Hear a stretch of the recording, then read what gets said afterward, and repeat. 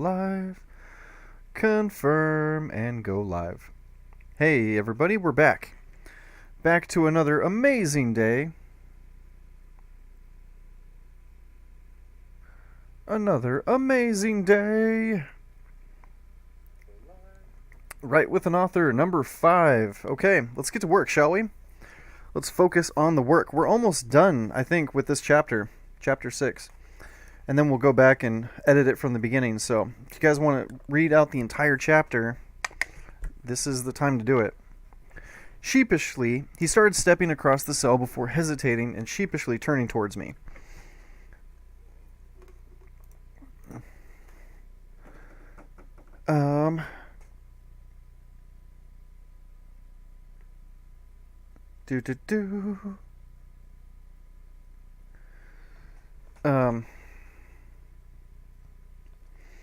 Towards me. Let's see here. We are going to go. He turned. He started stepping across the cell before hesitating and sheepishly turning towards me. So, big deal, guys. Catching a thief is a huge deal, and having one in your cell is definitely a no-go. He started stepping across the cell before sheepishly turning towards me with big calf eyes. Can't I stay? No, you fucking can't stay. At my loud outburst, he ran to the button. Click. Hello? Hello? Hello? I need to go to the hole. Why? My cellie and I are gonna get violent. And yes, that's exactly how he said it, verbatim. I wrote it down the day. Hang on. The voice on the intercom never came back. His hands shook so bad. His hands shook so bad.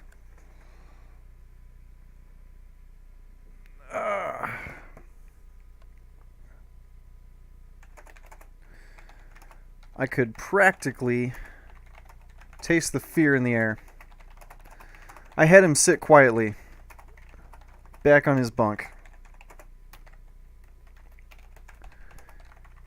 He pressed the button 4 more times, trying to get to the hole. Trying to get to the hole. We finally flagged down a CO. Have things actually gone physical? Physical. Physically fit. Physically fit.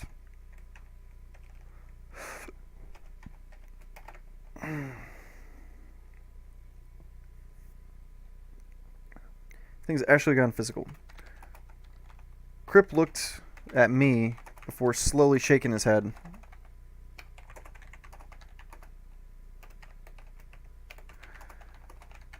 Did you threaten him, Altman?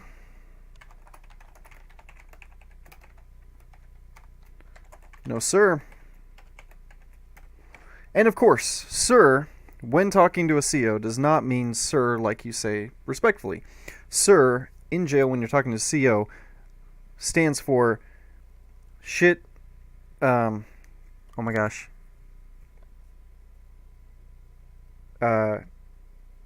Shit inserted retard. That's what it means.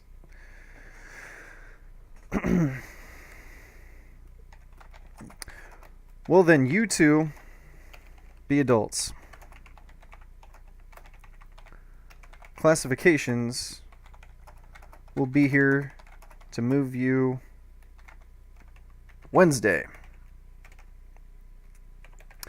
And of course that is different from boss that we would also call the COs, and boss means big old sack of shit.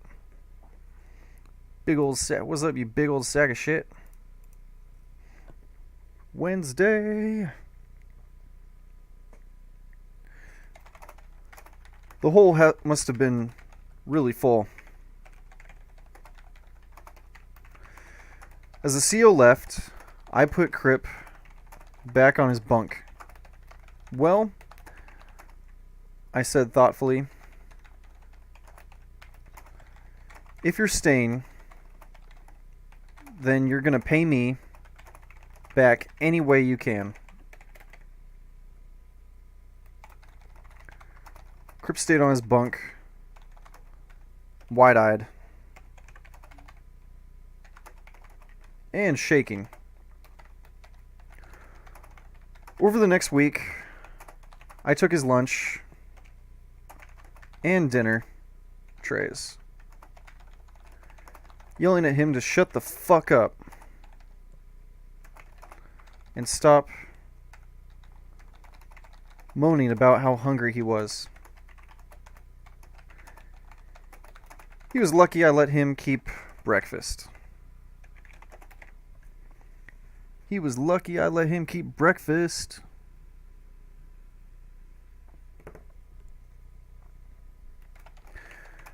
Two trays for lunch and dinner was a lot of food. I ended up giving most of it away. Crip just stared.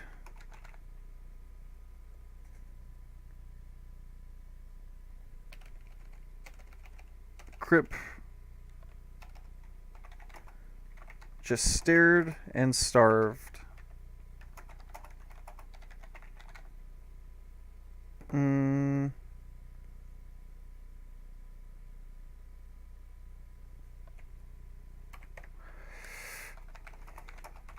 When it was our time out, I told Crip he wasn't allowed in the cell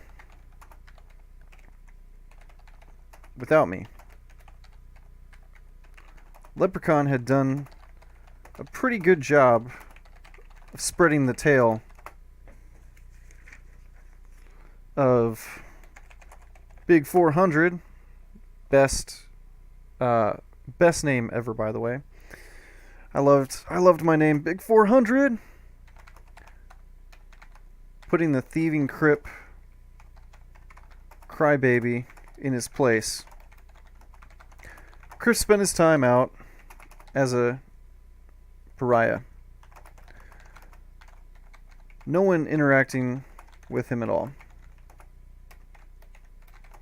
Get the fuck away from my door. Retarded fucking thief.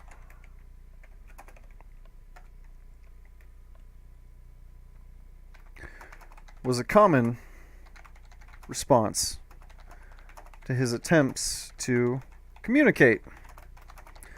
He spent his entire last week in Max, sitting in sad silence.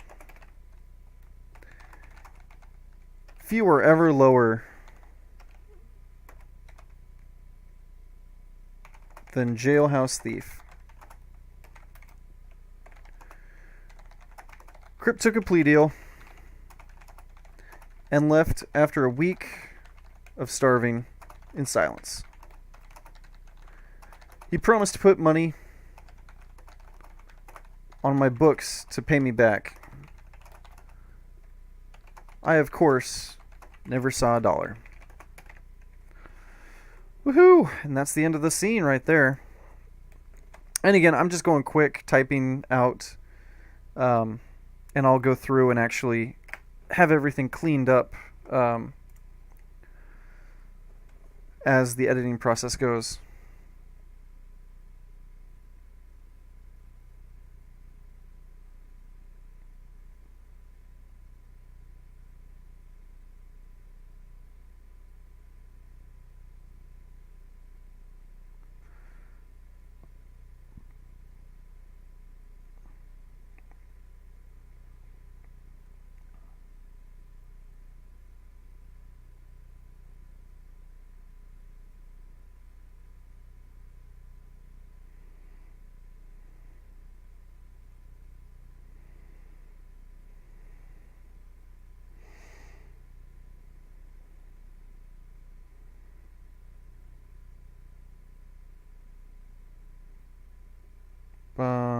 bum ba da da da. Dun da da da da. Dun da da da da. Some people don't like having to sell to themselves. They get lonely, need someone to talk to or play cards with. This happened a lot, guys. I, however, thought my month without a cellmate was bliss. My cell was clean. The only BO was my own. The extra bunk and cubbies were perfect. Perfect to lay out and organize my writings. Organize my writing. With no one to disturb, I got up or went to bed at my leisure. Able to talk to anyone at my door when I wanted. I spent a lot of time getting the room hot and sweaty, doing kick-ass karate moves, shirtless, making sure my form was Jackie Chan perfect. Jackie Chan perfect in the mirror. 90% of martial arts is in your kung fu noise and facial expressions. I have a killer furrowed brow. Killer furrowed brow. But the best part was being able to make love to myself 6 times a day and let shower time just be for getting clean.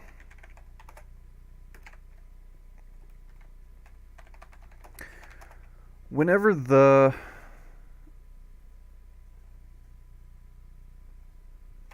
hormones came over me, I put up the privacy papers in the window,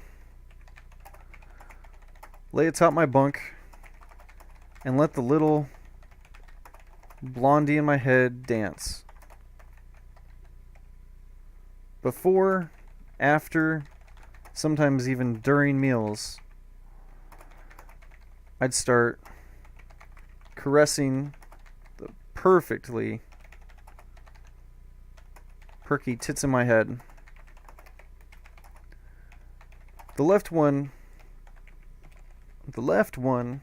always bounce. The left one always bouncing the right way, while the right tit's nipple would get hard without a simple thought. I'd put my sud solution on them so as they'd bounce up and down, the white foam would go flying off the sensitive points. The sensitive, pointy nipples.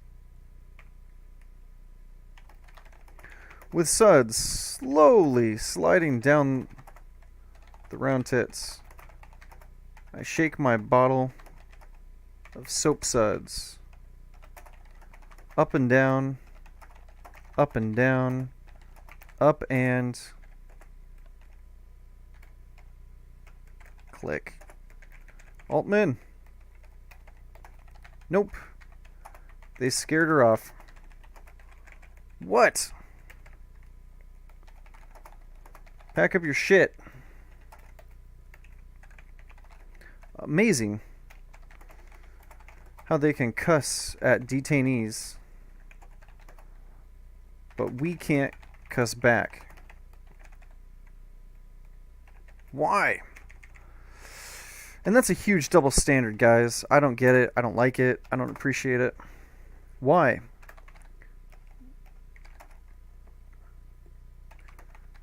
Fear had creeped into my voice. You're moving. You're moving.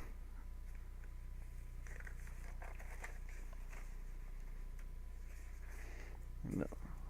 Okay, but to where? To where?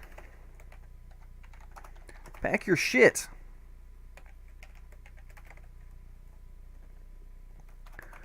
I slowly surveyed my room.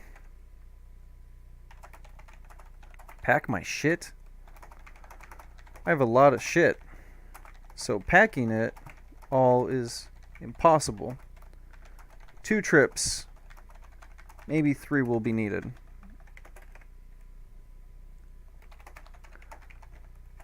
I didn't want to move. Cell 26. Cell 26 was my home. Plus, I liked everyone in my group. Well, not everyone.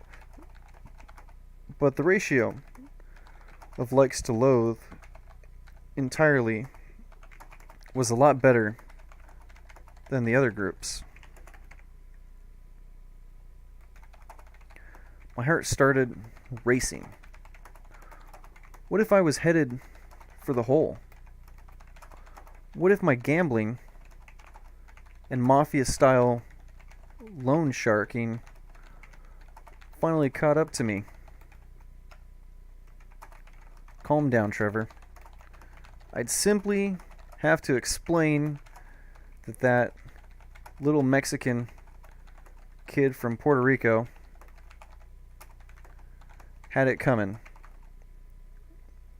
And he still owed me a damn packet of damn mayo. It's amazing how important condiments really are, or how important condiments got.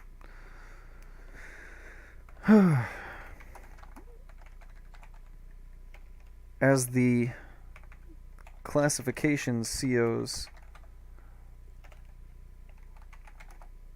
came to get me, I relived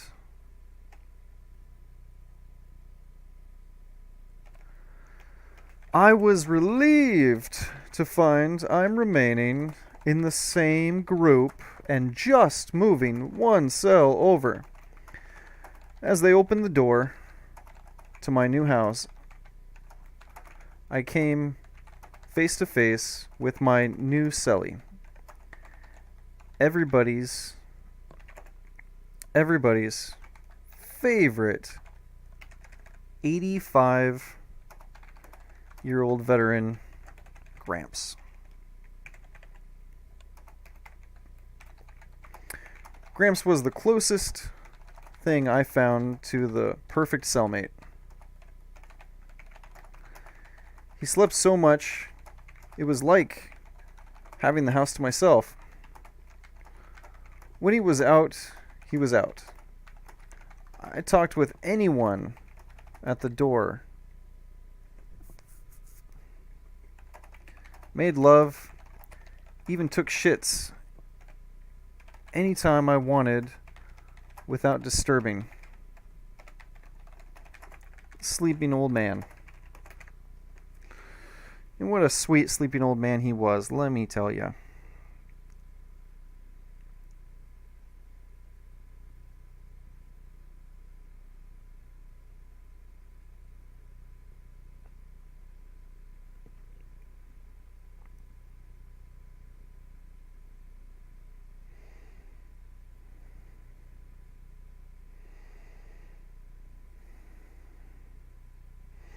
Set up a meeting for as soon as you're free. Good, quick text messages, people. Good, quick text messages, people. Disturbing the sleeping old man.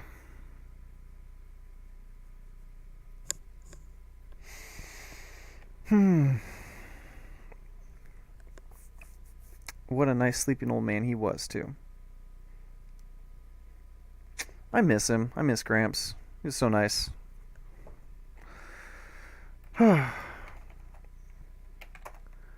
there were downsides. There were downsides. Gramps was a close talker. He never said thank you.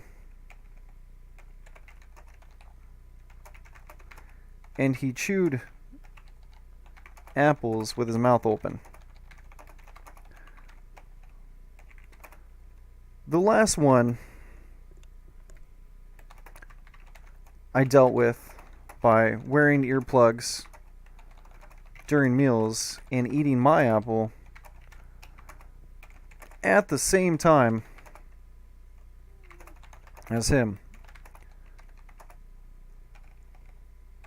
The perks far outweighed the downsides.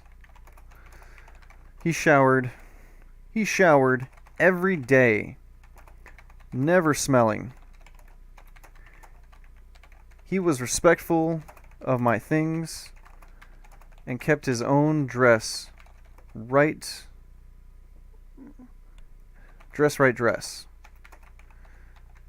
He scrubbed and mopped the cell every day.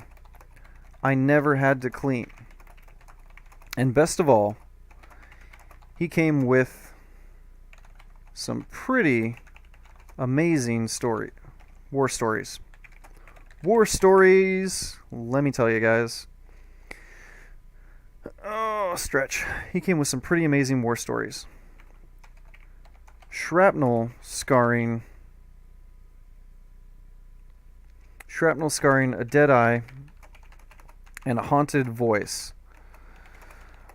Let you know, he wasn't full of shit when he talked about getting his men blown up. He only cried once during a story. The manliest tears I've ever seen.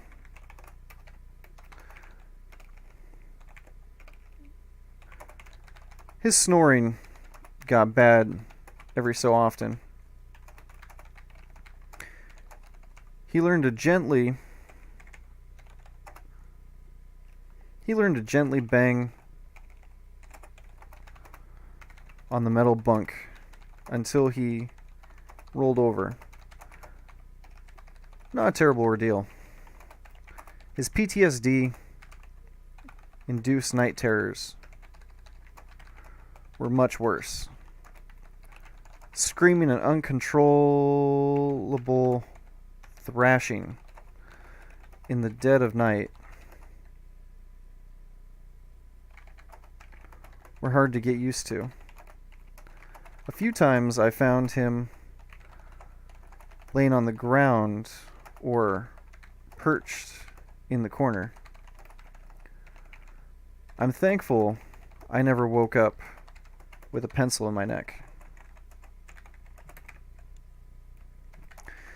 He never played cards, but we did have one game where he talked about actors or musicians.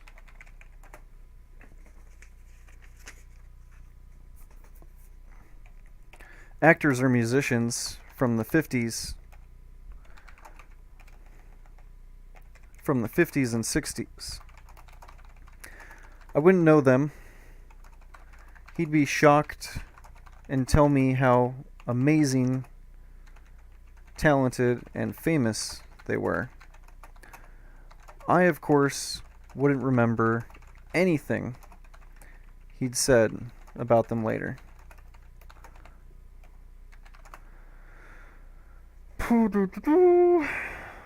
I grew to really enjoy the old man. His steady, quiet breathing was comforting while I sat writing at my desk.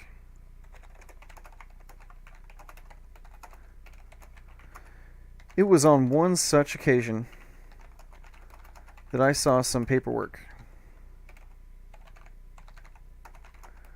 that Gramps had left out.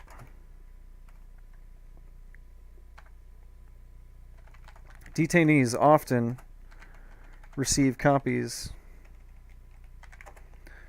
copies of the evidence against them from their lawyers in a large manila envelope. This was one such envelope. Looking at the peaceful sleeping old man next to me, I decided peeking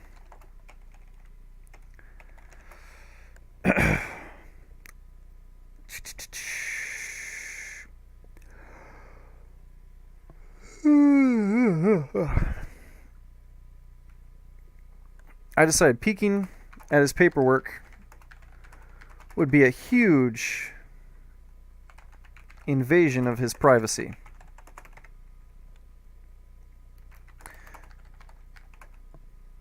As I opened up the envelope and started to read, I was shocked. It appeared that Gramps unloaded an entire clip into his loving wife. His defense, it was due to PTSD. The account's doctors, reports, and pictures were a lot to take in. I looked over at the alleged murderer sleeping to my left. No wonder he always talked about the war. He had to let it out of his head, or he might reenact it to a bloody end. The pain and suffering and depression we touched on just a little bit became clear. How terrible it must be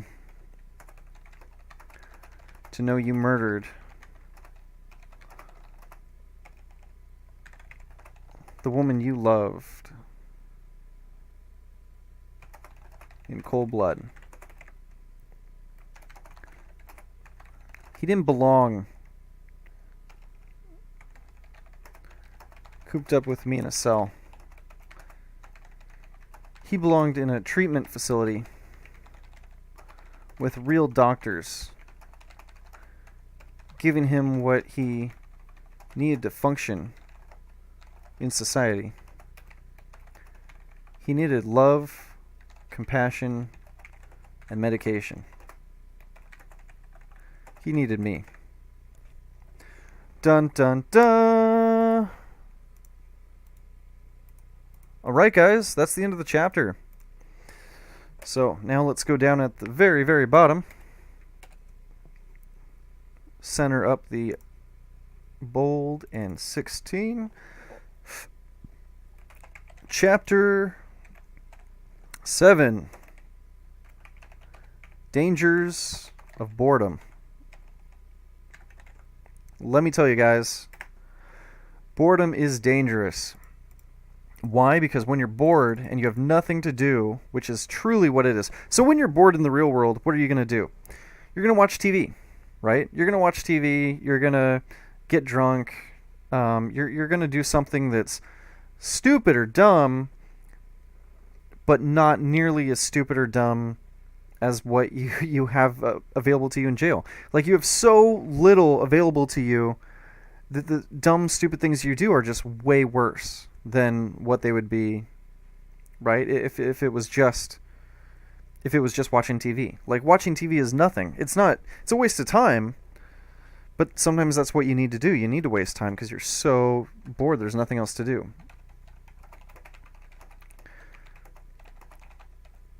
Unfortunately, I didn't get paid to listen to people's problems. When you don't get paid, it gets boring. But lately, everything was boring. Bum bum bum bum bum bum. Okay, Let's go back to the top of chapter 6 and start doing a little bit of editing. Shall we?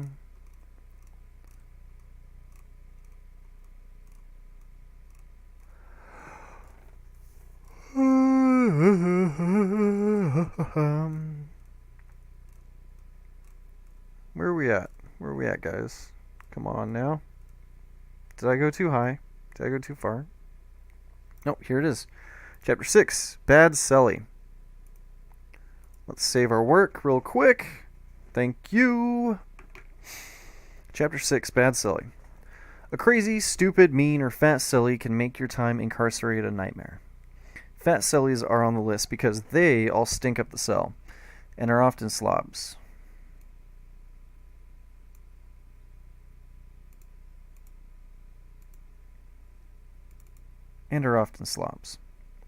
Fat sillies are on the list because they all stink up. Let's take all out of there. Because they stink up the cell and are often slobs. I can't stand living with a messy or dirty human being. And why your cellmates in Max? There's no escaping.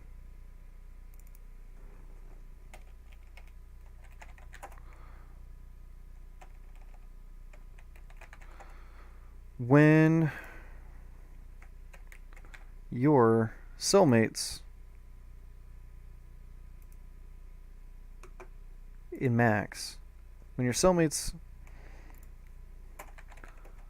with someone in Max, comma, there's no escaping them for 22 hours a day.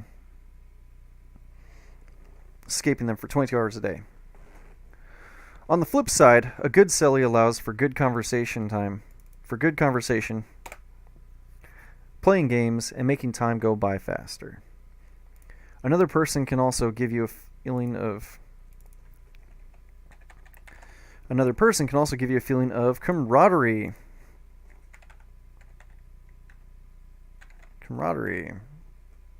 Camaraderie. In case you guys didn't know, I can't spell. True story. I'm actually a really terrible speller for as much as I read.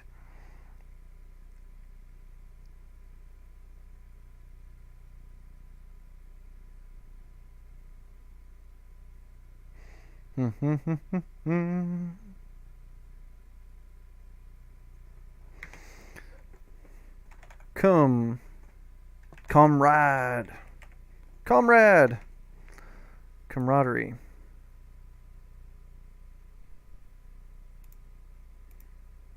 Camaraderie. That's not right, is it? Camaraderie.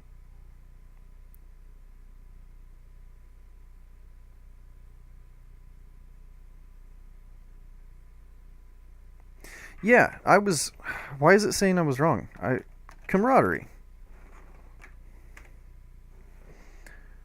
That's a word, right? I'm not crazy.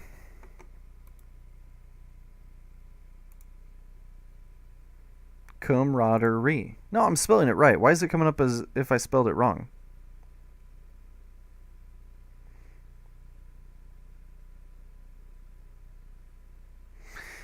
Yeah, I'm leaving it. This is how I spell camaraderie. Also give you a feeling of camaraderie. Another person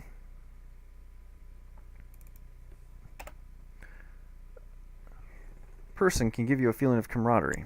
Another person can also give you a feeling of camaraderie and let you know that you're not alone. Camaraderie and let you know that you're not alone. And let you know. And let you know. And let you know that you're not alone. And let you know that you're not alone.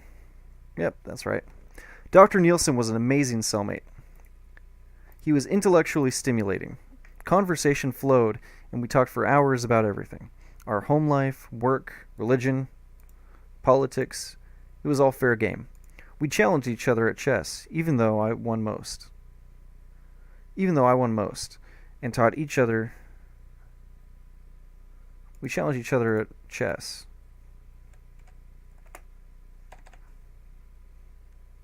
Even though I typically won. We challenged each other at chess and taught each other card games. He was also a great inmate because he bought commissary. He was also a great detainee because he bought commissary and was kind of because he bought commissary. He was also a great detainee because he bought commissary and was kind enough to split a bag of chips or the last section of a Kit Kat bar. I was grateful for any reprieve from the unsweetened food we consumed every day. But, like all good things, wonderful cellmates don't last. Don't last. Nielsen was bailed out after 3 weeks of trying to find the tens of thousands of dollars. Tens of thousands of dollars for the bail bondsman. We fist bumped as he left. I wanted a hug.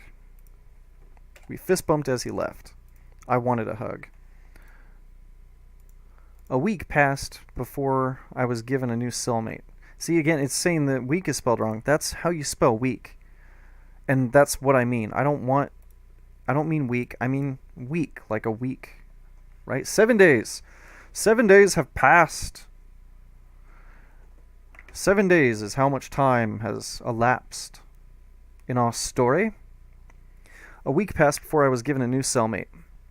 My first thought when I met Buster was how badly the man needed a shower. He reeked of BO. Hi, my name's Trevor, I said, extending my hand. He gave me a limp shake. I'm Buster. I have severe autism and Asperger's. Did I not spell Asperger's right? Isn't it just ass and burgers? Ass and burgers together? Let's see. Asperger's. Nope, it's very different. You spell it very differently from Asperger's. It's Asperger's with a P.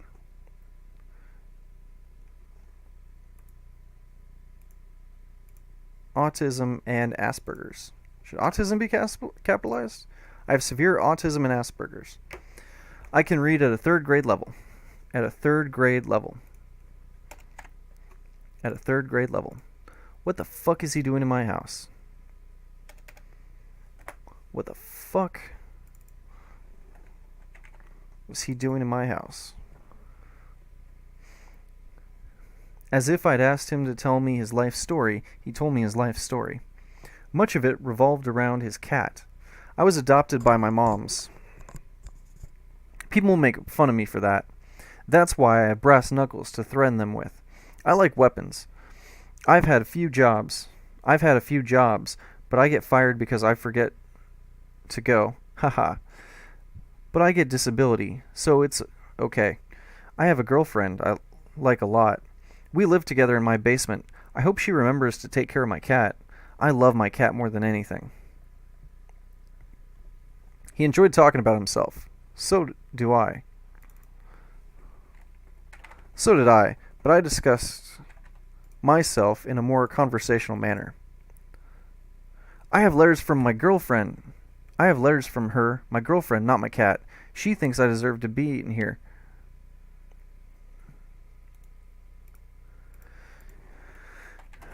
He continued on. I have letters from her, my girlfriend, not my cat. She thinks I deserve to be in here because sometimes I get angry and like brass knuckles. A dangerous combination. Wanna see?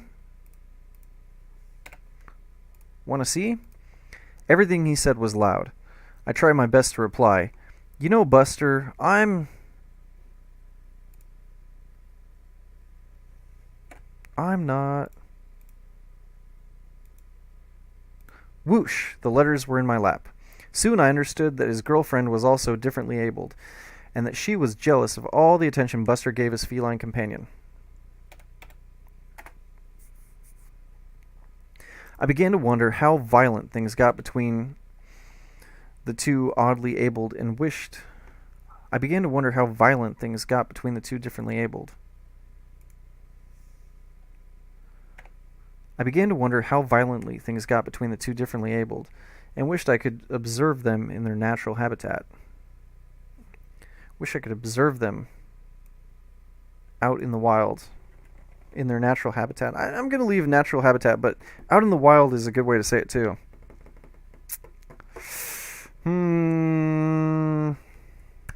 Let's see. It took a while to shut him up. I tried playing a few games with him. Most card games were too complicated.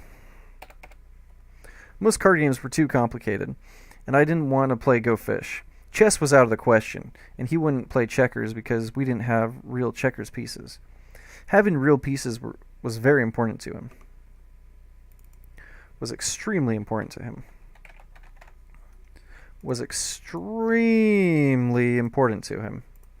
We ended up sitting on our bunks reading. At least I read. Trevor? Yes, Buster? What does sympathy mean? The dictionary is on the desk. Well, I don't really like using the dictionary because it takes so long. Okay. That's stupid.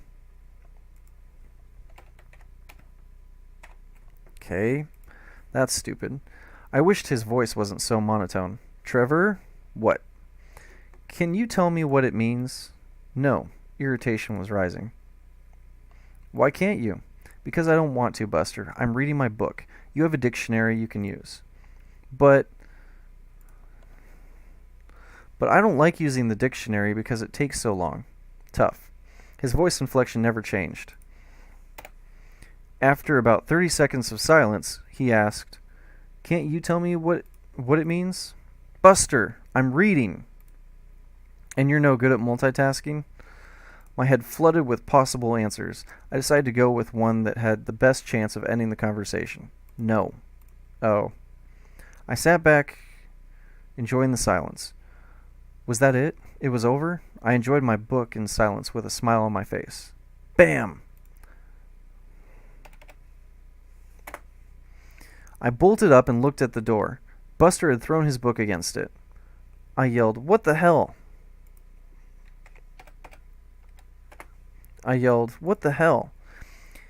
He looked up at me from his bunk in a calm and innocent manner, like he had no idea why I was shouting. Why'd you throw it? Why'd you throw that? There are too many big words in it. That doesn't mean you have to throw it. I didn't hurt anybody. Clearly, arguing with Buster was a waste of time. I did my best to read. Buster got his letters out and read through those. Trevor, what? Do you think my mom still loves me? How would I know that? I asked what you thought, not what you knew.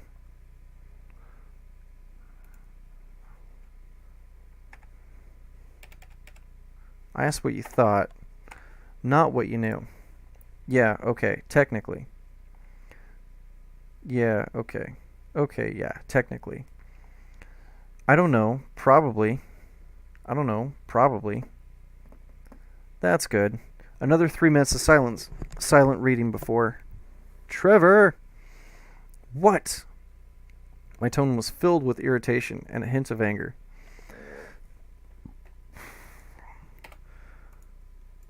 Do you think the prosecutor will give me a good deal? From what you've told me, probably not. Oh, that's too bad. 2 minutes later. Trevor? What?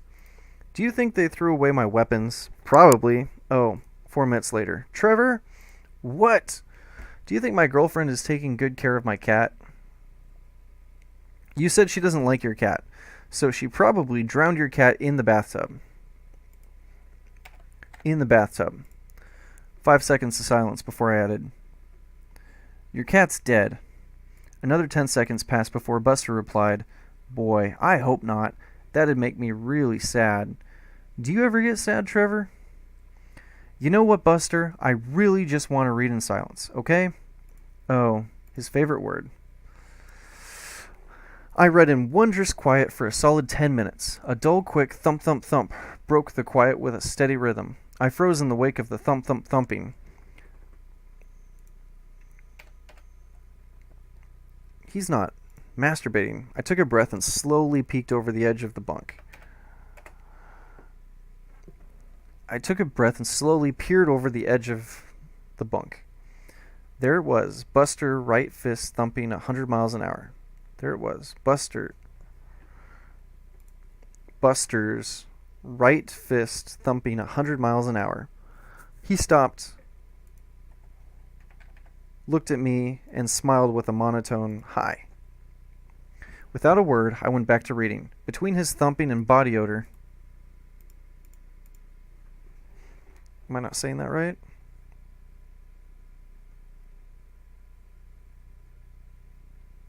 Body odor. Do odor. Yep, ODOR. But I put two D's here, huh? Body odor. Between his thumping and body odor, our time out couldn't come fast enough. Make sure you take a shower. Buster nodded dumbly. I will. As the cell door opened, Buster headed to the shower I told him to use, the upstairs shower, while Jackson came over. You better not fight with your cellie. You can tell he's got that retard strength. I rolled my eyes. Emphasis on retard. Well, at least your cellie isn't a crybaby. It's like face the wall on your bunk and silently whimper like a man. Agreed. Have you gone over the suicide options with him yet? He's too much of a pussy. Don't worry. Someday we'll find someone willing to take the plunge. The plunge was a 4-foot nosedive off the top bunk onto the hard cement slab we called the ground. After much discussion, we were pretty sure that was the most foolproof suicide option.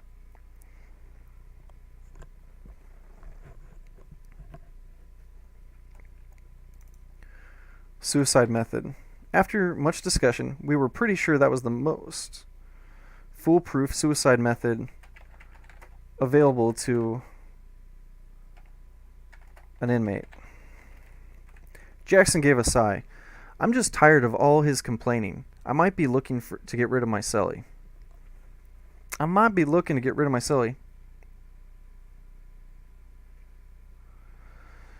Do. There are several ways to get rid of a cellie. Getting in a scuffle with them is one. As long as there aren't marks or a proof, then the one is complaining.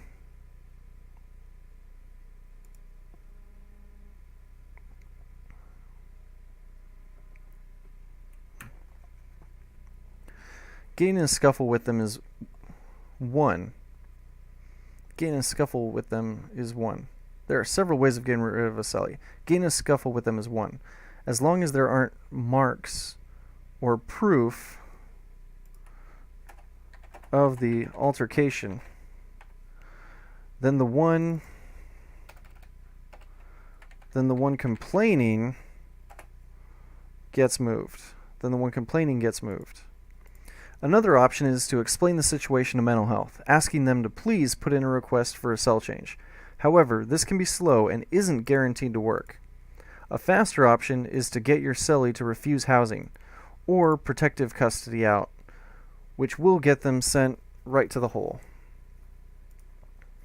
Alright, before we start this next page, I gotta take a quick break, guys. I will be right back. So, be right back.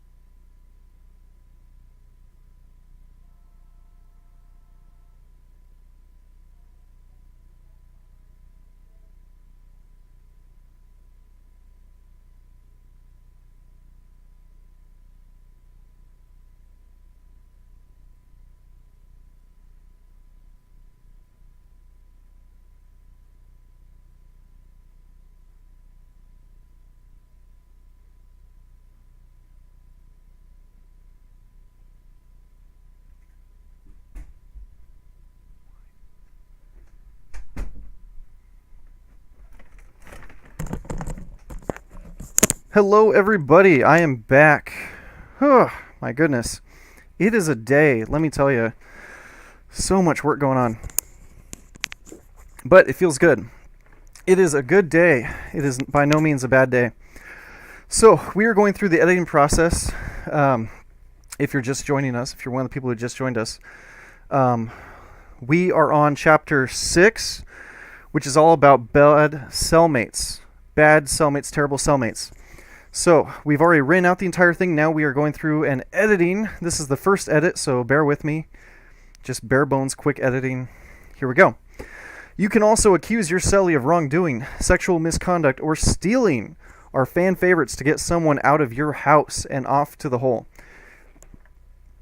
So, obviously, you're living in jail. You don't call a cell your cell. You call a cell your house. Because it is where you're living. It truly is the place for you. So, it's your house. The problem with all these options is you never know what your new cellie is going to be like. Sometimes it's better to accept the veil you know. That should be evil. This is why we edit.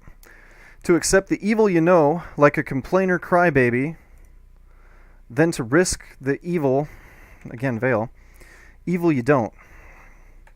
You might even end up with a fat cellie. Think about that before you risk it. Fat cellies were the absolute worst because they smell bad, number one, and number two, along with smelling bad, they are really not clean people. Most of them aren't clean people. And you're in such a confined space, right? When you have only 12 feet lengthwise, and then I think it was 9 or 8 feet, long. It's not good. You have such a enclosed space. Having more person is it's not fun. The best cellmates are all skinny. Buster spent the time out showering, calling his mom, and watching TV. No matter what was on, Buster felt the need to add his commentary. Let's move that over. Oh man, those idiots. Why don't they just jump into the water? They're so dumb. Those idiots deserve to die. Watching Titanic. After the first day, everyone was ready for Buster to leave. As we re-entered my house, I noticed a familiar smell. Move that over. Buster, I know I saw you take a shower. Yep. But you still smell. I do? He sniffed under his arm. Yes, you do. Why do you still stink, Buster? Well, he stared sheepishly. I forgot soap. So you went and got the soap you'd forgotten. He looked like a child who was caught with a hand in the cookie jar as he slowly responded, No. Okay, that was it. I wasn't here to babysit. I tossed him a deodorant stick and commanded him to put some on. I then went back to reading and did my best to ignore the 5-year-old living in my house.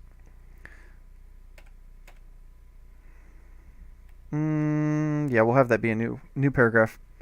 As night approached, the thumping returned. I rolled my eyes as I jumped down to people watch the pod. To people watch others in the pod. As I jumped down to people watch others in the pod. Whoa! Blanket between his legs was billowing as I got down. Whoa. The blanket between his legs was billowing as I jumped down. He stared at me wide, unblinking eyes. With unblinking eyes. Hi. Were you masturbating? No, he said slowly with a smile. Knock that shit off. Save it for the fucking shower and don't be a fag in my cell. Got that?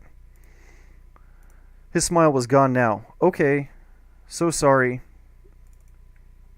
Okay. Sorry, Trevor. Super sorry. Trevor. We didn't speak for the rest of the night. I didn't feel bad about shouting at him. Sometimes you had to get a little loud and curse to get your point across. I did feel like the situation wasn't fair to me. Why did I get stuck with a child? Classification should have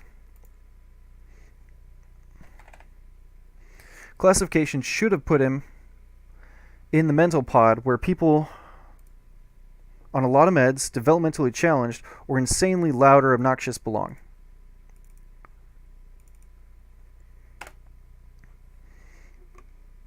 Where people in the mental pod, where people on should have put him in the mental pod where people on a lot of meds, developmentally challenged, insanely loud or obnoxious belong. Who knew how long I could deal with Buster? The answer was 3 days. Second day was much like the first, but the third day began the tapping. Tap, tap, tapping. Tap, tap, tap. Tap, tap, tapping. I was standing at the house window watching Deadpool when I heard a tap. I looked over at Buster sitting at the desk, staring at the wall and breathing rhythmically. I watched as his left index finger slowly brought his fingernail. I watched as his left index finger slowly brought his fingernail up and down on the desk. It wasn't a muffled thud, but a loud singing tap created by his fingernail, created by his hard nail, making contact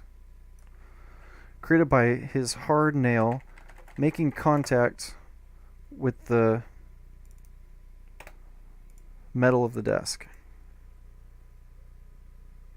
As the tapping increased, my nerves decreased. Hey, Buster, stop. Please stop.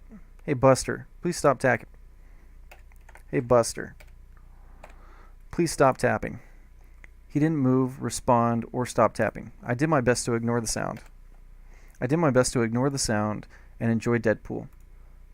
I succeeded for 30 seconds. Hey man, please stop. Please stop. It isn't affecting you. It is affecting me. I'm trying to watch TV. Even I can hear the TV. All this was said without looking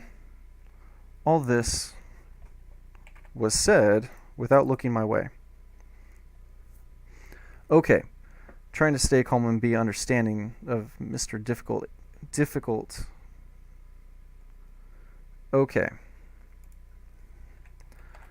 I said trying to stay calm and be understanding of Mr. Difficulty abled. Well, I can't hear it. Okay. Well, I can't hear it over your tapping. They're saying I can't have this life without you.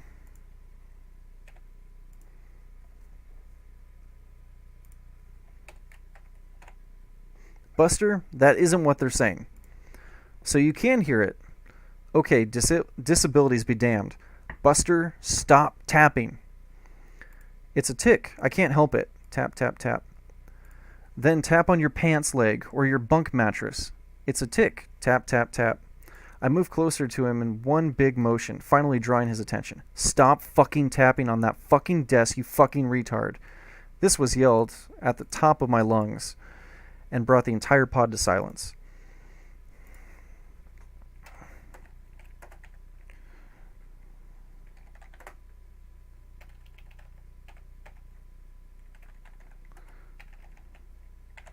With my voice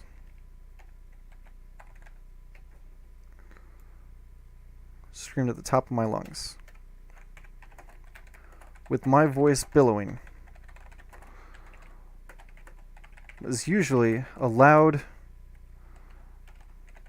group of 60 plus men in a confined, echoing room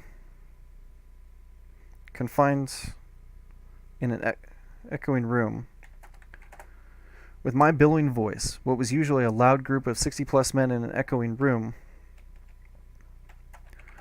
was turned into complete silence.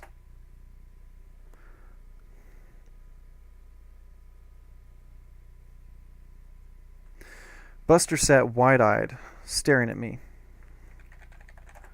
Everyone was straining to hear what I might do. Everyone was straining to hear what I might do. Buster sat wide-eyed, staring at me. Can you press the intercom button? No, you press the button. He did. I need to talk to mental health. It's an emergency. Gail on the speaker said she'd let them know. Gail on the speaker said she'd let them know. I went back to watching Deadpool while Buster packed up all his things and sat quietly on the bunk, muttering to himself about going home. If he'd been suicidal or was trying to nonchalantly escape the cell without suspicion, if he'd been suicidal, he'd have been out of luck. It took them close to... If he'd been suicidal or was trying to nonchalantly escape the cell without getting beat up, he'd have been out of luck. It took them close to 6 hours to allow Buster to see mental health. That was the last time I saw Buster. He went away to mental health. Then he went to the hole for refusing housing. A deputy came to get his things and asked if I'd threatened him. I told him no, and that I thought Buster's mental handicap impeded him from getting along with a cellmate. After that quick conversation, I enjoyed several weeks by myself. It was bliss. Leprechaun came by the door. What happened? The entire pod heard you roar.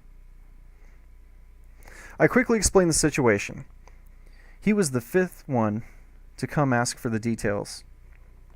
As word spread, I was quickly getting a reputation as a badass who threw out any silly who got on my nerves. As word spread, I was quickly getting a reputation as a badass who threw out any silly who got on his nerves.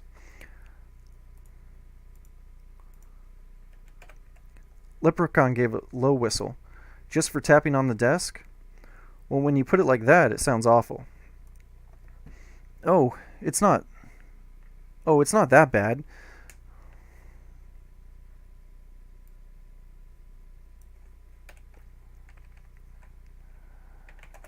B's was bad. He got rid of his silly by taking his clothes off and swinging his dick around Ferris wheel style. Ferris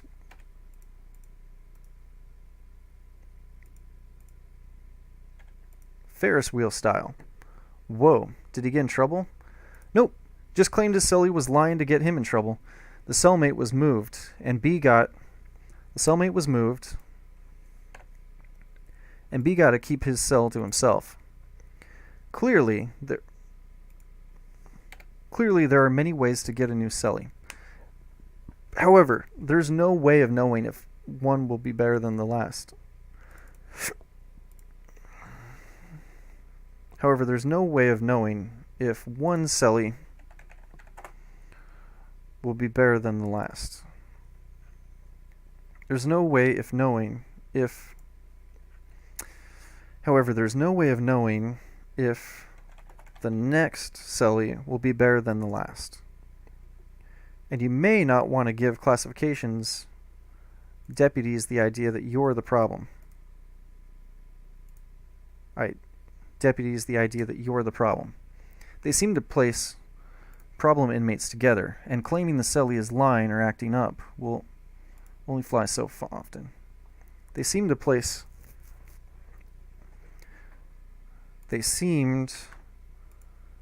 problem inmates together, and claiming the celly is lying or acting up only flew so often. And claiming the celly was lying or acting up They seemed to place problem inmates together, and claiming the cellie was lying or acting up only flew so often. My next few cellies were short-stay cellmates, guys who got bailed out quick, or were only in max for disciplinary reasons, and were quickly returned to the dorms. I hated that because of my charge, I'd always be stuck. I hated that. I hated that because of my charge, I'd always be stuck in a small cell, while actually violent and disruptive inmates went to the dorms repeatedly, only to return a while later.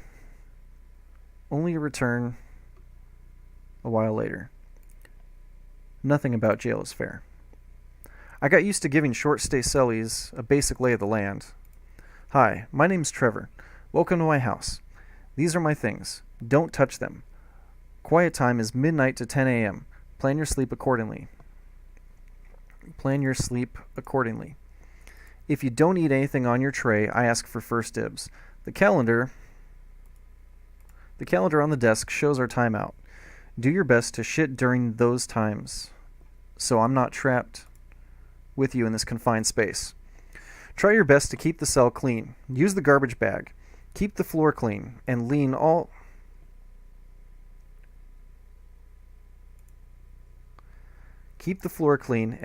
close to the sink and lean down close to the sink. Keep the floor clear and lean down close to the sink when spitting toothpaste so it doesn't get all over our stuff or the mirror. Do all these things and don't be a dumbass. Do all these things, don't be a dumbass. Do all these things, don't be a dumbass, and we'll get along great.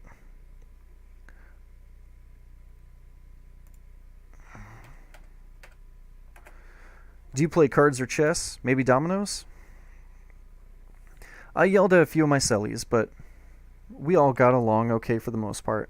A large reason for these smooth relationships was my setting standards, expectations, and them not staying for an extended period of time. Without fail, every cellie had to be taught how to go potty. Eventually, nature calls, and timeout be damned. You just can't hold it. You just can't hold it in. The protocol to taking a shit in the cell begins by informing your cellmate, the bomb bay doors are opening. It's time to drop a massive payload. The cellmate then lays on their bunk facing the wall, reading, giving maximum potty privacy. A sign announcing the deuce being taken is then hung in the window for added privacy from those walking by. The strolling bystanders appreciate it too. Insert my toilet sign. The cell is a small confined space. So the rule is flush as you go, and just keep flushing until ready to remove posterior from porcelain throne. The cell is a small confined space, The cell is a small confined space, so the rule is flush as you go. And continue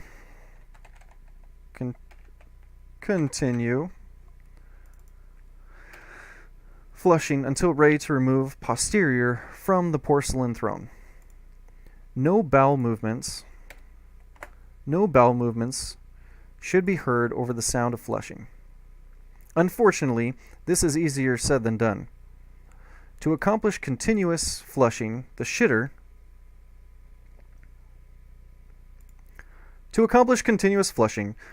must press a metal button directly behind the toilet user's back, requiring weight distribution focused on the right ass cheek and right arm twisting 180 degrees with torso assistance.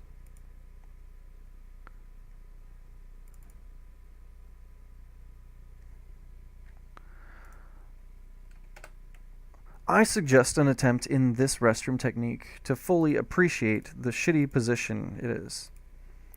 The thing I had to get used to was just how cold my ass got. An all-metal toilet with freezing water swirling around in it makes for a chilling experience. Constant flushing should take care of the smell, but at times it's nice to hang an air freshener or rub a deodorant or rub deodorant on the vent. The shitty ritual is concluded by washing hands and yelling to the celly, "The time of darkness has passed. Bask in the light." I watched from a safe distance as Deputy McGruff banged on B's door. "Take that sign down." I could hear the indignation in B's voice as McGruff looked straight over the sign at him, bare ass on the toilet. "Hey man, I'm taking a shit." "I don't care. This is jail. There's no privacy in jail. Take it down." B removed the shit warning sign. Not sure why it mattered when the COs can just glance over the sign. Just glance over it.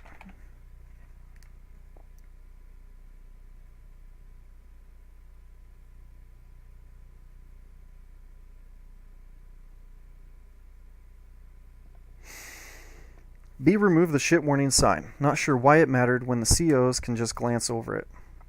Well, B learned that some deputies are assholes who will stare in at yours while in mid-defecation. Defecation.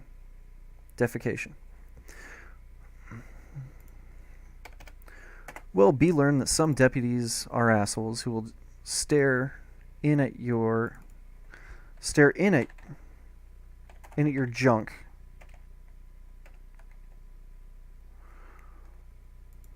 while in mid-defecation.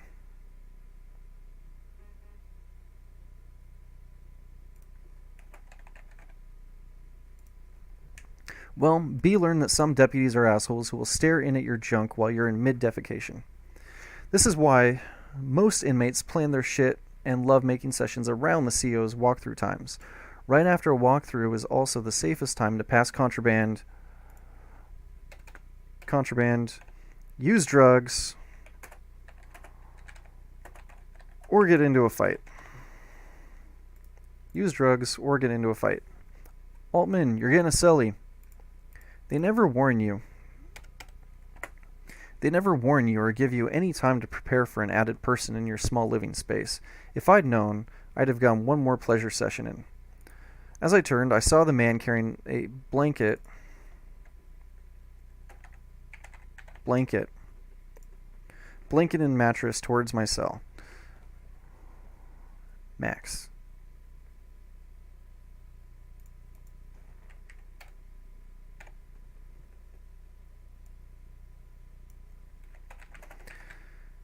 His name was Max. A semi-clean, sandy-haired guy.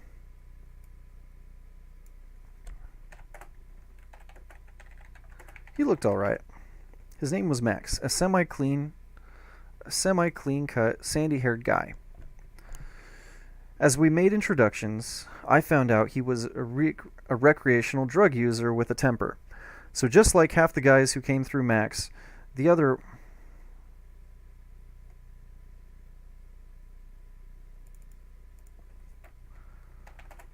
So he was just like half the guys who came through Max. The other half were hardcore addicts who'd rip off someone's ear with their teeth just for a hit. As Max and I got to know each other, rummy was our game. He got frustrated and quit any card games I tried to teach him. Dominoes was a stretch, and chess was too difficult. He liked poker, but I hated trying to play with only two people. It was all boring luck. But rummy, we both enjoyed a good game of rummy.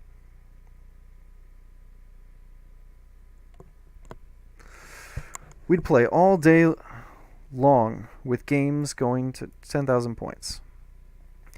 Max turned out to be a nice guy with a good sense of humor. He kept the cell clean and respected my things. He was someone who I could actually see myself being friendly with on the outside. These first 3 days had gone great. So who's talking shit about me? I looked up from our card game. What? Max was staring at me with newfound intensity. I can feel someone talking shit about me. Who is it? Oh my goodness, who is it? Yes, ask the questions, boy. Who's talking shit about me? Oh my goodness. Such a big question, let me tell you.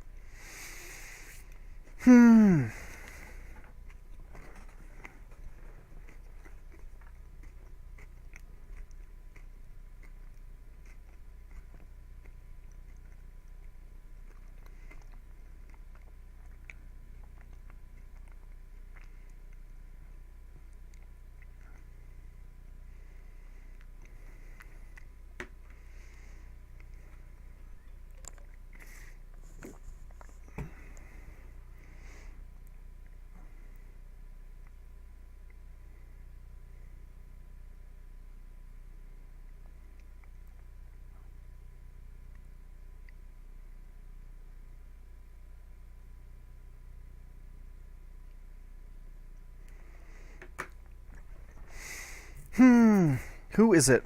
If someone's talking shit about you, I'm not aware of it. Why do you think someone's talking shit? Because I'm not stupid. I can feel their eyes on me and see them talking when my back is turned. Huh. Well, I haven't noticed anything. Well,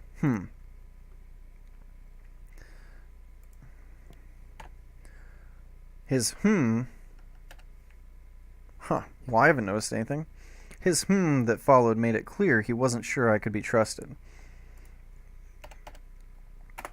This was followed by 2 more great days before another question came out of left field. Ooh, look, if I click this button, everything goes away. You guys can see my screen. Author Altman, short stories and podcast.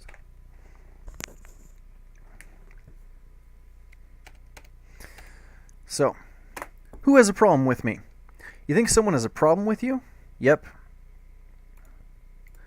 I waited for more of an explanation that clearly wasn't coming before finally prodding.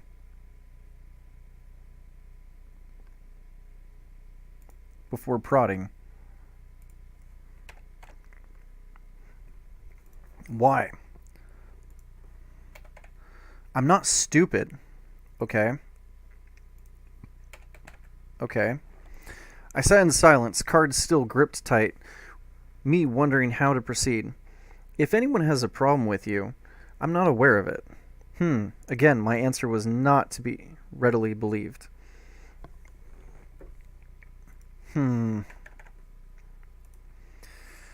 Have you done anything to get on anyone's bad side? I don't really see you interacting with others during our time out. No, but this is jail. I feel like someone's gonna beat me to send a message. Well, that was unexpected. I wouldn't worry about that, man. We have a pretty okay group of guys we're out with. Was the only response I got. 3 days later, I think Gramps wants to fuck me. What? Yeah, man, he keeps making eyes at me. I'd known Gramps for many months by now. This accusation was incredibly perplexing. I didn't even know what to say, so I kept silent and drew the next rummy card. The next day I kept an extra close eye on Gramps. As far as I could tell, the only person he seemed to care about was J-Lo on the TV. J-Lo? That's how you spell J-Lo, right? J-Lo? Oh, she spells it J-L-O, like big J-L-O. J-Lo, like that.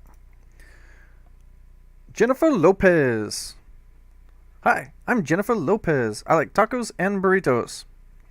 If you know South Park, you got that reference. If you don't, you should probably watch South Park. It is way worth your time. Let me tell you. Way worth your time. Go watch some South Park. Watch me, and then watch South Park. I'm a little better than South Park. I'm just kidding. I wouldn't dream. I can only dream of one day being as good as South Park. Oh, I love South Park. 4 days later, I was laying on my bunk reading as Max got up and asked, "So do we have a problem?"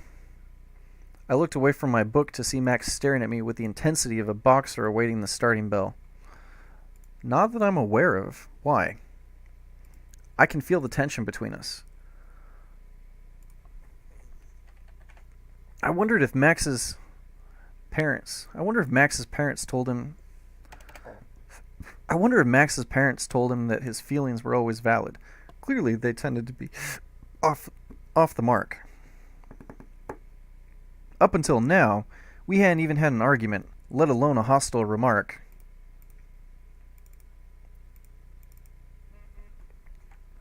Let alone a hostile word. If we have any tension, I'm not aware of it or what it might be about. You seem distant. Distant? What are we, a couple? I'm just really into this book. You'd tell me if we had a problem. Of course. Okay. And with that, he went back to reading. An hour later, we were playing rummy. Max's random spurts of paranoia baffled me. I decided to share my conversations with Jackson. Didn't you say meth was his drug of choice? Yeah. Of course meth was his drug of choice. What do you think? People just end up in jail? No. Nope. Let me tell you.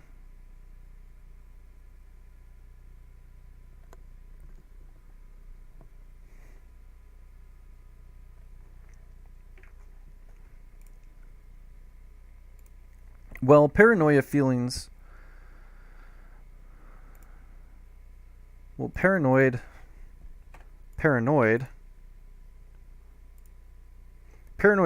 like you're describing are a side effect of meth. Huh, I wouldn't have thought of that. Yep, just ignore the random paranoia. It'll typically pass quickly.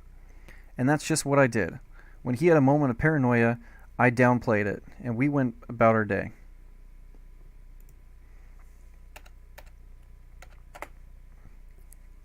It'll typically pass quickly. And that's just what I did. Aside from the few spurts of paranoia, he was the perfect cellmate. Clean, drama-free,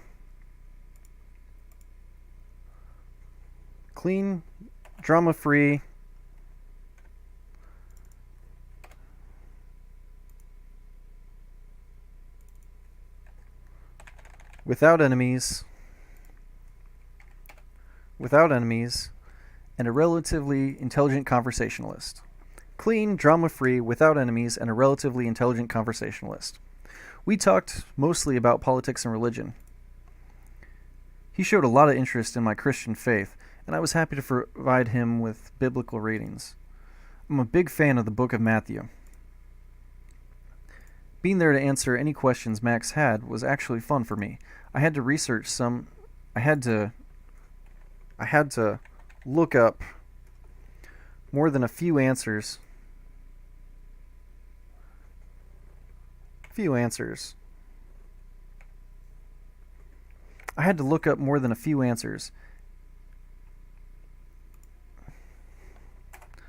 And that was a great way to pass the time.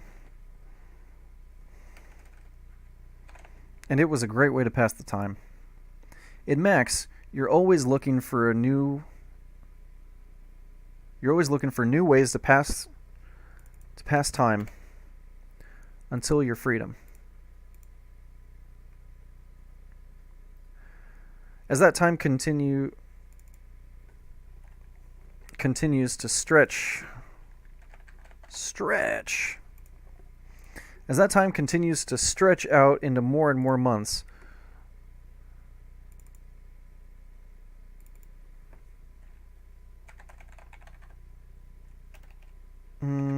continues to stretch out into more and more months, you'll try to pass the time doing things you never thought you'd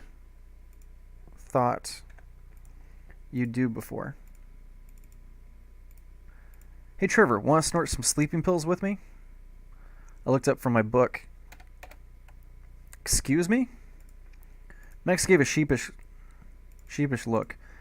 Medical approved me for Seroquel. Am I spelling Seroquel right? Let's look that up real quick. Seroquel. Let's look up some Seroquel.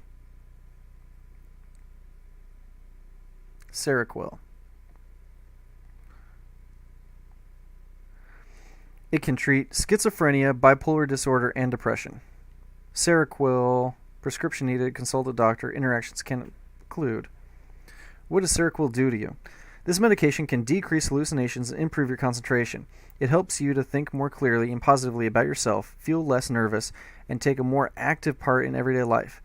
It may also improve your mood, sleep, appetite, and energy level.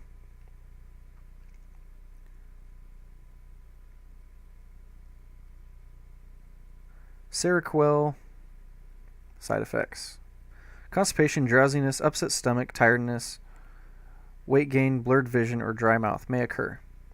In any of these effects persist or worsen, tell your doctor promptly. Dizziness or lightheartedness may occur, especially when you first start or increase dose of this drug. Lightheadedness may occur.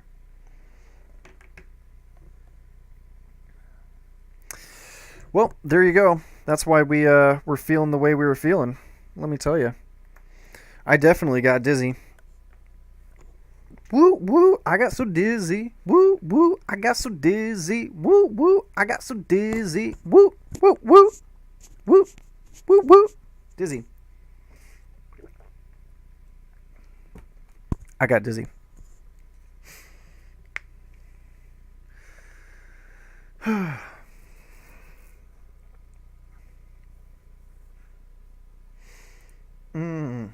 I looked up from my book. Excuse me?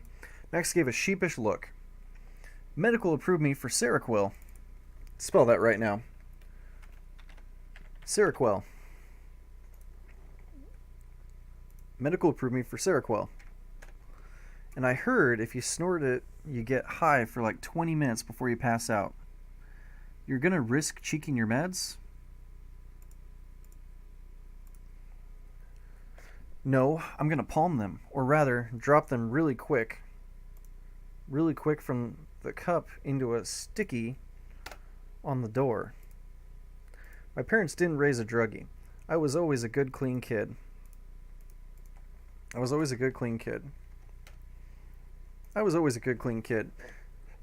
And snorting Seroquel seemed so juvenile with a hint of desperation.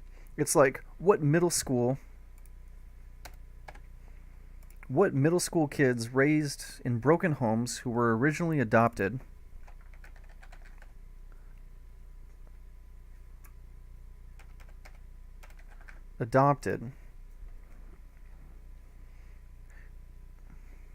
it's like what middle school desperation.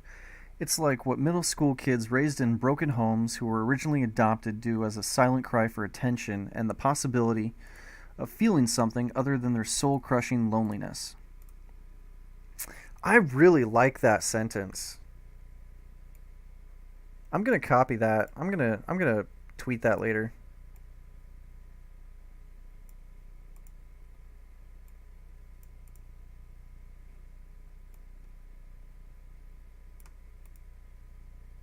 Copy. Hell yeah, I'll snort some with you.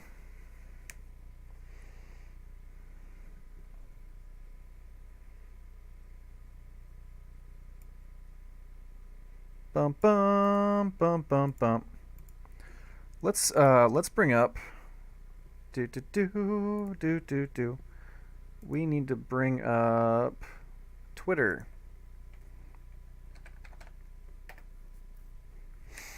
Twitter. Let's bring up Twitter, guys. Let's do a quick tweet. Break up our projects. Projects are way more fun when you break them up a little bit, right? Not a lot, just a little bit. Don't worry, we'll get back to it.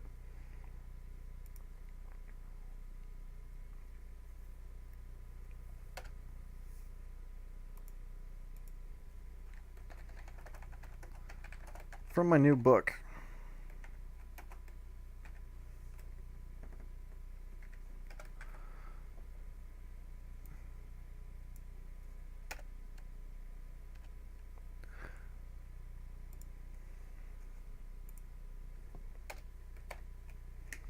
From my new book, snorting Seroquel seemed so juvenile with a hint of desperation. It's like what middle school kids raised in broken homes who were originally adopted do as a silent cry for attention and the possibility, silent cry for attention, and the possibility of feeling something other than soul-crushing loneliness.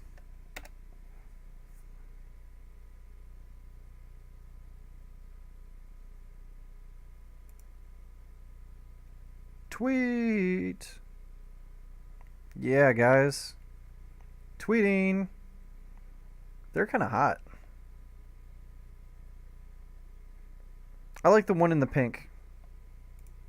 I'll take the one in the pink. Notifications, notifications. Okay, but if there was a doll of me out there, I'd buy one. Got some new followers and podcast and Radical Reads like to reply. Name of the Wind, so good. Woohoo! Okay. All right, let's close that down. Let's go back over to the email and close it. All right, back to the work. Back to the work, guys. Terrible viewers getting me, especially you, right there. Yeah, you. Getting me all distracted and shit. I just really like that sentence now. It's a good line. Hell yeah, I'll snort some with you. That night during Med Pass,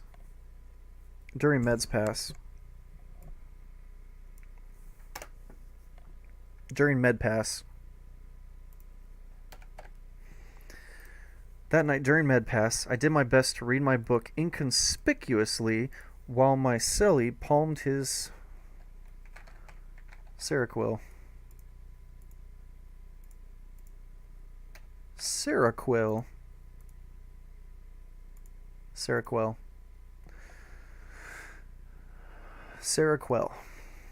I held my breath while both the fat nurse and Deputy McGruff watched Max through the small window.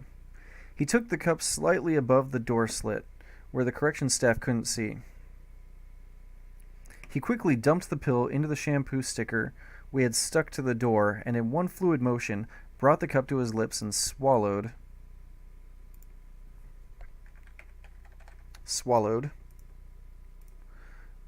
down air with water. Ah. He expedicated?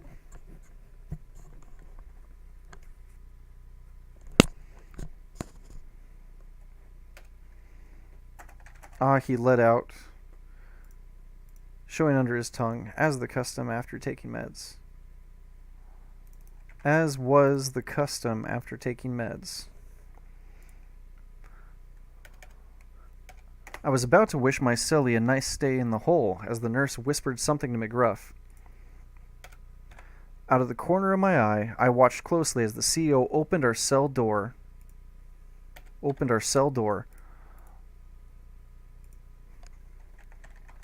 Looked Max up and down, surveyed the floor, scrutinized the sink, and closed the door.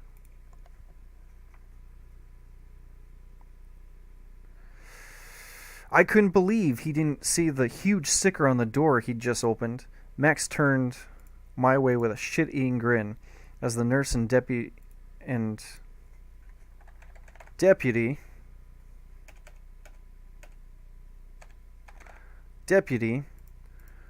moved onto the next house. That was insanely close. You're so lucky. Yep, Max stood tall, hands on hips. Now let's do some drugs. And we did. We snorted crushed up Seroquel. I now know how to spell this drug. Seroquel. And as promised, we're rewarded with 20 minutes of fuzzy goodness, followed by a deep and restful sleep. With practice, Max got more fluid at his pill dumping and never got caught. Seroquel became one of my favorite ways to kill time. In jail, peaceful sleep and fuzzy high head. And fuzzy head highs.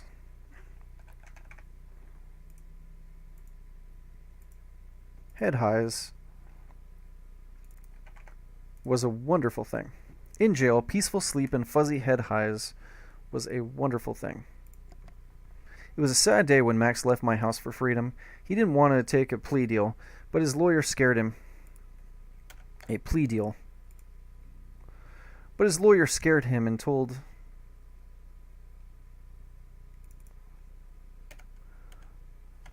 But his lawyer scared him. They all said... The lawyers all said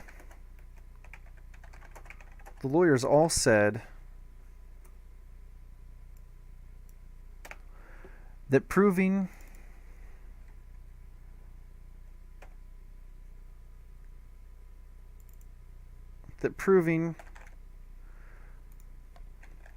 your innocence isn't worth... The lawyers all said that proving your innocence isn't worth risking the rest of your life over. I wouldn't fall for these fear tactics. I, Trevor S. Altman, would clear my name of all wrongdoing. All wrongdoings. As Max gathered his things and left our cell for the last time, I offered him a fist bump. I wanted to give him a hug. People watching and dealing with short-stay cellmates offered me the opportunity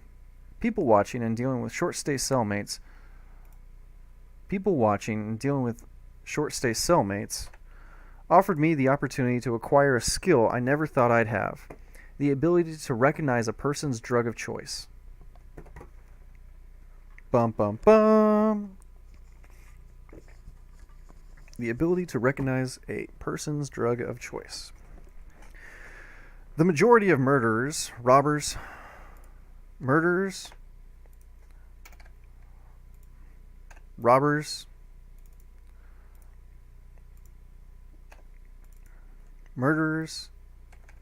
thieves, and assaulters. The majority of murderers, robbers... I like robber better than a thief. The majority of murderers, robbers, and assaulters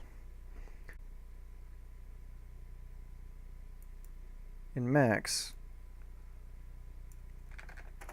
were either... The majority of murderers, robbers, or assaulters in Max were either meth or heroin users. Only the rapists were mostly clean, or better described drug-free. Meth users were easy to spot with their cracked and black teeth. Many also had heavy scabs that they just couldn't ignore, never allowing them time to heal. The less hardcore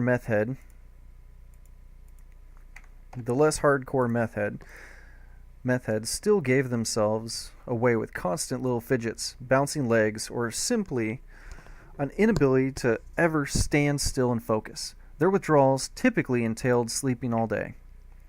Heroin withdrawals, on the other hand, involved violent shakes, and the addict...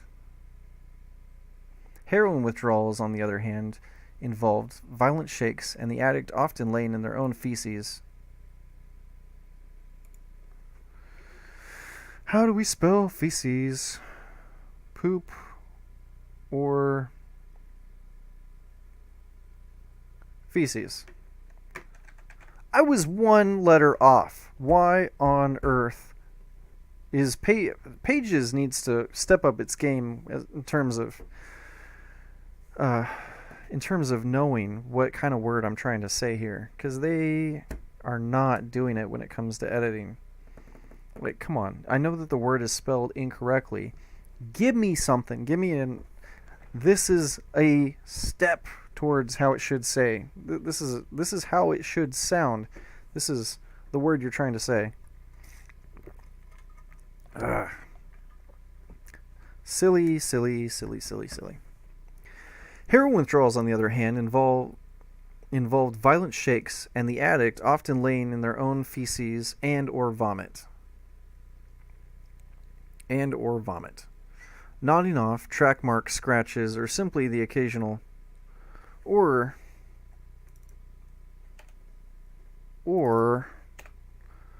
occasionally feeling for a vein gave these users away. To test my newfound drug user spying skills, I'd watch a new addition to the pod for a while before calling them over to my door and asking if they were such and such drug user. They were always forthcoming with their addiction, usually in hopes that I could provide them with a source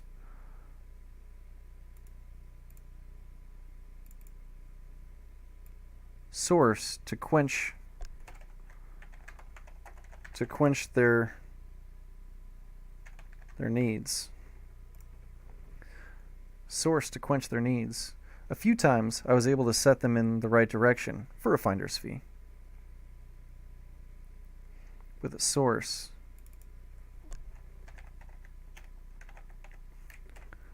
to fulfill their needs. A few times I was able to set them in the right direction for a finder's fee.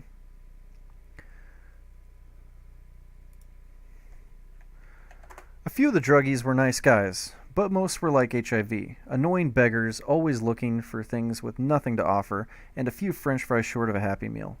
Conversation was either too slow or too fast and typically ended too slow or too fast and typically ended with an ask for food. Ended with them asking for food. And typically ended with them asking for food. But I'd have dealt with 1,000 drug-addicted flea-ridden scum of society uncultured swine if it meant I didn't have to endure my next cellmate. I immediately felt sorry for the skinny, pale little white kid who stood in the door to my cell with tears in his eyes. Whew. And my ears are starting to hurt. I think I need a new headset.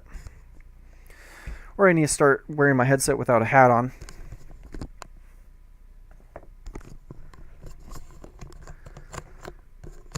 See, that feels better, but here's the issue I have using a headset like this, is now you can see my head, and I don't like showing off my bald skin head to everybody. I mean, it's fine, but I'm a hat guy. I like hats. Well, guys, it has been so much fun with y'all. As always, enjoy what you read, love what you write, and have a great time. Great rest of your day. If you enjoyed this and you know other readers or book lovers out there who would also enjoy this, go ahead and share this with them. I do a lot of these Write With Me's, and I love what I do. I love the live streaming. So check it out. Enjoy yourself. Like, comment,